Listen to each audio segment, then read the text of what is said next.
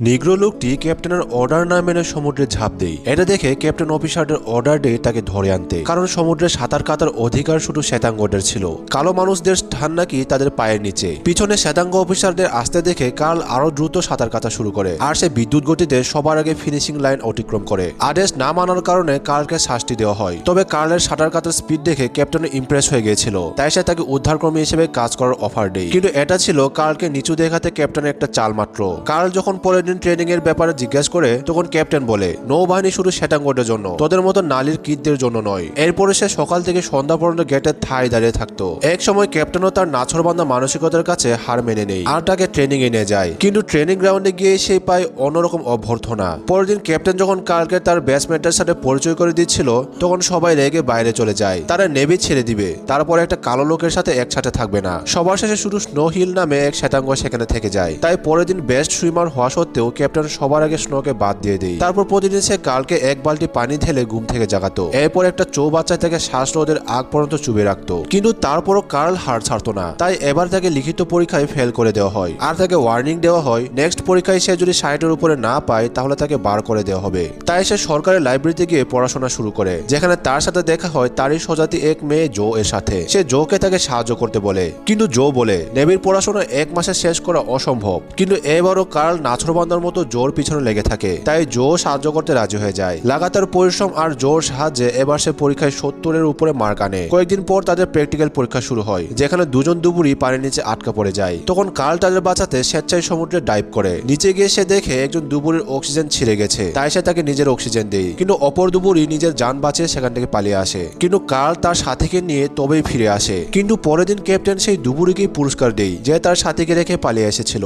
স্পষ্টতই সে লোকটিও লজ্জা পাচ্ছিল। আর অপরদিকে কার্ল যাকে বাঁচিয়েছিল সেই লোকটি কার্লকে এখন সম্মানের চোখে দেখা শুরু করে। ফাইনাল পরীক্ষার দিন কমান্ডার ক্যাপ্টেন শান্তিকে ডেকে বলে, কার্ল যেন কোনোভাবে নেভি হতে না পারে, না হলে শ্বেতাঙ্গদের মান সম্মান ধুলোয় মিশে যাবে। ক্যাপ্টেন নিজেও কার্লকে অপছন্দ করত, কিন্তু কমান্ডারের কাজ করার প্রক্রিয়া তার মোটেই পছন্দ হলো না। তারপরে সিনিয়র অর্ডার মানতে সে বাধ্য ছিল। তাই সে গিয়ে কার্লকে বলে কালকে যেন ফাইনাল পরীক্ষায় অংশগ্রহণ না করে, কিন্তু কার্ল সরাসরি মানা করে দেয়। সে এটাও বলে নেভি হওয়ার স্বপ্ন পূরণের জন্য সে তার বাবার মৃত্যুতেও যায় নাই, আর এই শেষ পর্যায়ে এসে সে কোনো মতেই হাল ছেড়ে দিবে না। কার্লের এক ঘুমি দেখে ক্যাপ্টেন রাগ করে তার রেডিও ভেঙে চলে যায়, যেটা কার্লের জন্য খুবই স্পেশাল ছিল, কারণ এটা তার বাবার একমাত্র স্মৃতি ছিল। পরের দিন ফাইনাল পরীক্ষায় সবাই যখন রেডি হচ্ছিল, তখন কার্লের টুল ব্যাগ কেটে দেওয়া হয়, যেটা খুঁজে আনাই তাদের মিশন ছিল। ব্যাগ কাটা থাকায় টুলগুলো এলোমেলো সমুদ্রে পড়ে যায়। সব পরীক্ষার্থী একে একে উঠে আসলেও কার্ল আর আসে না। সে অবিরাম তার টুলগুলো সমুদ্রে খুঁজতে থাকে। দিন শেষ হয়ে রাত নেমে আসে, কিন্তু কার্ল আর আসে না। তাই ক্যাপ্টেন এবার চিন্তায় পড়ে যায়। কিন্তু কমান্ডার ক্যাপ্টেনকে অর্ডার দেয় কার্ল মরলে মরুক, তারপর তাকে যেন না উঠায়। কিন্তু ক্যাপ্টেন এক সময় অর্ডার না মেনে কার্লকে উঠে আনে।